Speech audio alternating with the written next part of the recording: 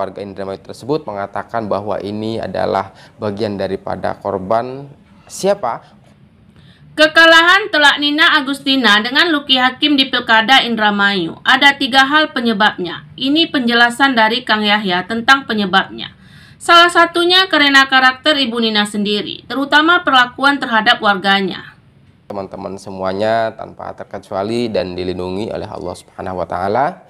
Baik teman-teman, saya mencoba menganalisa berdasarkan fakta yang sudah saya gali dan saya telusuri langsung ya teman-teman. Ketika saya mengunjungi setiap tempat Indramayu, saya juga selalu mengkomunikasikan dengan warga sekitar apa yang menjadi prioritas pemimpin daripada warga Indramayu, kemudian siapa yang menjadi prioritas pemimpin di Indramayu, kemudian watak karakter apa, partai apa dan sebagainya. Semua itu saya rangkum pada akhirnya saya telah menemukan sebuah konklusi. Juga diiringi secara fakto bahwa ketika saya misalkan ketika ada orang Indramayu ditindas, ketika ada orang Indramayu yang diamuk, dimaki-maki, diintimidasi, diberikan ancaman atau kekerasan, bahkan saya samperin mereka dan kemudian warga Indramayu tersebut mengatakan bahwa ini adalah bagian daripada korban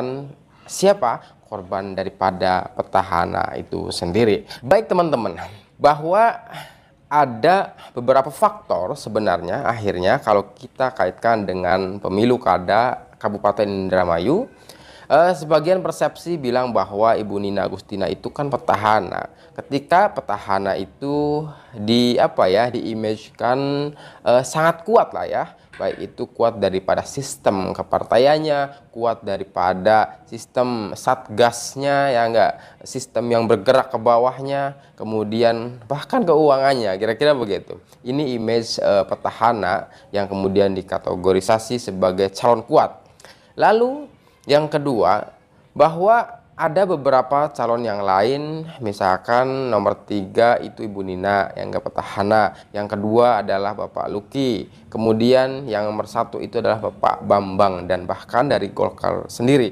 Kita tahu bahwa Indramayu pernah menjadi Golkar ya, berapa periode ya, ketika zaman Bapak Yance itu sendiri ya teman-teman.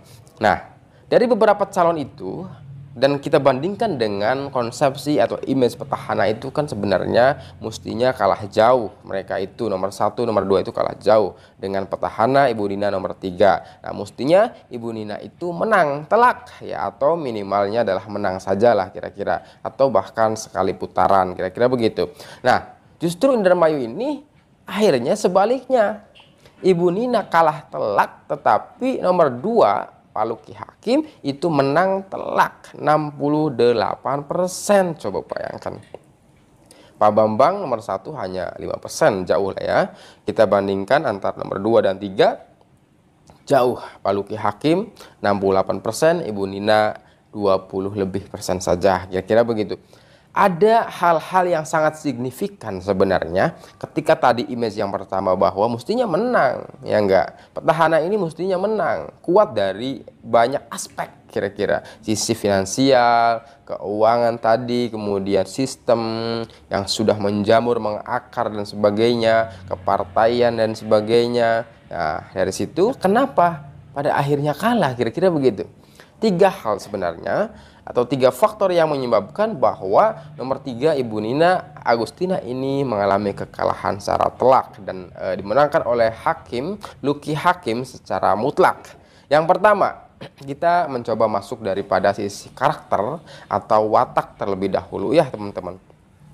Bahwa ketika beberapa bulan terakhir sebelum pemilu kada, Ibu Nina mengunjungi daerah Sukra, Tegal Taman, rencananya ke sana. Kemudian ada segerombolan warga ya, di mana di bengkelnya Pak Sodikin saat itu kemudian mengacung-acungkan tangan 2 jari, di mana 2 jari itu adalah Bapak Luki. Kemudian secara refleks atau apa, Ibu Nina berhenti, atau barangkali enak aja loh, gua ini nomor 3 ya enggak, kenapa lu acung-acungkan nomor 2, kira-kira gitu. Nah sakit hati atau dan sebagainya, sehingga Ibu Nina saat itu turun dan mengamuk-amuk daripada warga itu.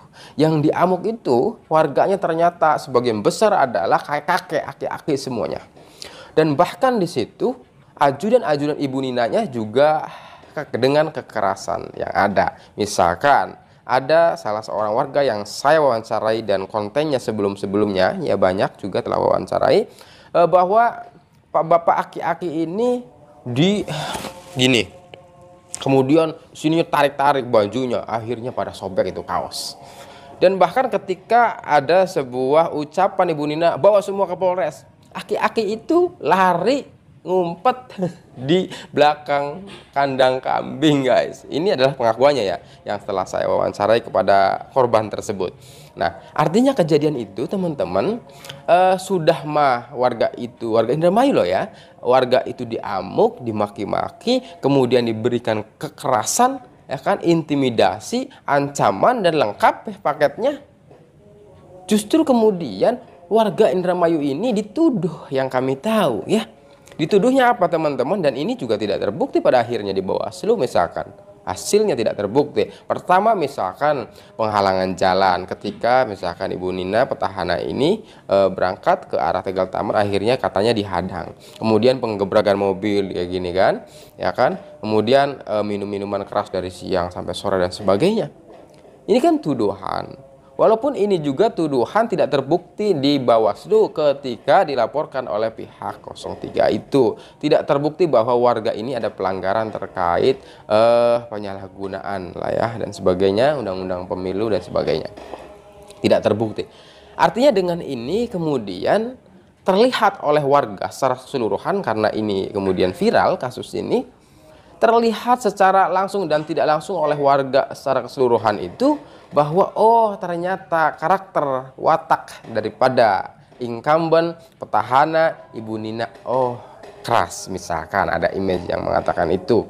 Ada juga image yang mengatakan oh ternyata untung ada kejadian ini, kalau tidak ada kejadian ini nanti tidak kelihatan watak yang sebenarnya, hanya misalkan acting belaka. Itu juga ada sebagian yang mengatakan itu, sehingga katanya disyukuri bahwa kejadian ini menjadi pembuka oleh warga Indramayu secara keseluruhan bahwa karakter dan wataknya keras, kemudian mengamuk-ngamuk kepada warganya. Bukankah itu adalah masyarakatnya? Kenapa warganya diamuk juga, dituduh dan sebagainya, image yang berkembang.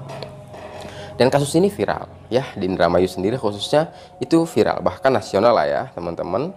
Nah, di sini yang akan mendikris, mengurangi nilai atau elektabilitas daripada petahana itu, Ibu Nina itu, karena kemudian masyarakat secara keseluruhan memandang bahwa watak dan karakternya keras, kok kepada masyarakat itu menindas dan sebagainya. Itu image-nya ya teman-teman, sehingga ini kan terakumulasi image ini oleh masyarakat secara keseluruhan, sehingga terbangunlah image yang baru bahwa harus ganti, kira-kira begitu. Ini dari sisi wataknya ya, atau karakter daripada petahana itu sendiri. Ini yang pertama.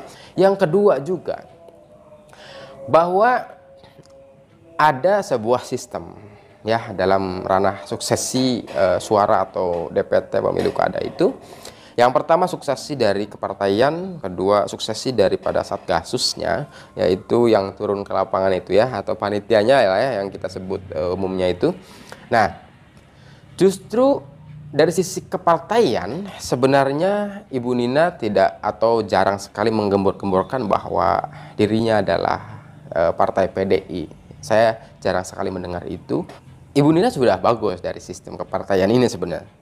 Tapi justru kemudian Ibu Nina ini dilemahkan oleh sistem kepartaian itu sendiri yang telah dilontarkan oleh pengurus pusat DPP Megawati dengan sekjennya Pak Hasto. Ini analisa ya. Ini analisa, bisa salah bisa benar. Ini hanya menurut saya. Karena sekali lagi teman-teman, kalau kita bandingkan Jawa Tengah saat sebelum pemilu kada ya, antara Pak Andika vs Pak Lutfi itu ya, sama-sama backgroundnya adalah jenderal dan militer ya.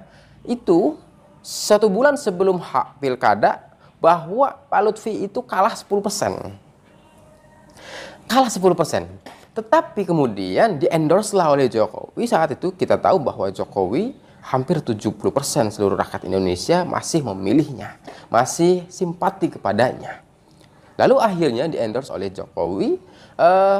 Setelah pilkada kita lihat dan kita dengar sama, quick count dan real KPU telah mendapatkan 10 bahkan 16% lebih besar daripada suaranya Pak Andika, di mana Pak Andika sendiri adalah sistem partainya PDI.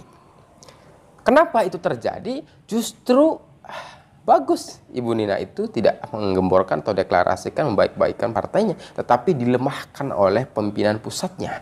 Apa dengan cara apa? Menjelek-jelekan Jokowi. Terus Hasto juga beberapa podcast terakhir juga menjelek-jelekan Jokowi terus, termasuk mengatakan kriminalisasi Anies itu adalah Pak Jokowi. Kemudian sang raja untuk membuat Indonesia menjadi menjadi kerajaan dinasti dan sebagainya itu adalah Hasto dan Ibu Mega.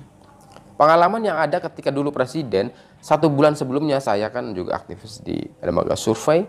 1 bulan sebelum pemilihan presiden itu, suara Ganjar itu teman-teman adalah seimbang dengan suara Prabowo Gibran, tetapi justru dilemahkan oleh DPP-nya sendiri atau ketuanya sendiri oleh Ibu Megawati saat kampanye akbar terakhir di lapangan saat itu di Jakarta. Beliau mengatakan mendiskreditkan Jokowi, ya. Presiden Jokowi kemudian menjelek-jelekan lah ya, seperti itu, politik dinasti dan sebagainya, pekerjaannya yang tidak baik lah untuk membangun bangsa dan negara ini dan sebagainya. Sehingga ternyata ini efek domino, guys. Presiden pemilihannya jauh Ganjar itu nomor 3, bahkan tidak kita pernah mengira bahwa Anies itu nomor 2. Seharusnya di dalam survei itu nomor 3. Ganjar itu tarik ulur itu 1-2 itu menang kalahnya. Itu terbukti. Kemudian Jawa Tengah juga terbukti. Ya enggak. Jawa Timur kurang apa Risma itu ya. Ibu Risma itu kurang apa, hebat itu. Pernah jadi Kemensos, pernah jadi wali kota, sukses penataan ruang kota Surabaya. Ya enggak, satu-satunya wali kota yang bisa mengusir doli ya, prostitusi terbesar di Asia itu. Ya enggak, ekonomi, transportasi di Surabaya sukses. Kurang apa beliau itu? Tetapi ketika kemudian di Indramayu, di Jawa Timur itu bersaing dengan Ibu Khofifah dan Ibu Luluk ya saat itu, karena calonnya 3 semua perempuan semua, dan ternyata dimenangkan telak oleh Ibu Khofifah. Kenapa itu sendiri? Karena kemudian image yang berkembang Ibu Risma itu adalah PDI. Yang menggerogoti suara elektabilitas daripada PDI adalah pimpinan DPP-nya. Ini adalah analisa ya teman-teman. Sekali lagi analisa bisa salah bisa benar. Justru inilah yang kedua itu yang dimaksud bahwa Ibu Nina digerogoti oleh PDI-nya sendiri atau pimpinan pusatnya sendiri. Akhirnya nama PDI kemudian di Indramayu sangat minim, berkurang drastis. Itu yang kedua ya teman-teman. Ternyata dari sisi sistem kepartaiannya juga itu sudah berkurang karena digerogoti oleh partainya sendiri atau pimpinan pusatnya sendiri dengan salah mengucapkan, dengan salah menyerang atau salah strategi dan sebagainya. Dikiranya nyerang Jokowi itu adalah bagian daripada strategi baik, ternyata malah efek dominonya jelas ya teman-teman. Selanjutnya yang ketiga adalah yang menyebabkan Ibu Nina itu suaranya drastis kalah, bahwa sistem satgasusnya atau panitia suksesinya itu ke bawahnya itu sebenarnya antara maksimal dengan tidak maksimal, karena di Indramayu sebenarnya mungkin maksimal, tetapi di Indramayu di lapangannya mungkin sangat sulit, bahwa di lapangannya itu menginginkan bahwa warga Indramayu pengen ganti lah dan sebagainya, melihat dari 2 faktor tadi, sehingga kan terbangun image bahwa jangan pilih petahana dan sebagainya, sehingga mungkin sistem kepengurusan atau sistem suksesinya ini kurang maksimal pada akhirnya kan seperti itu. Baik, itulah teman-teman ketiga, semoga bermanfaat. Terima kasih. Wassalamualaikum warahmatullahi wabarakatuh.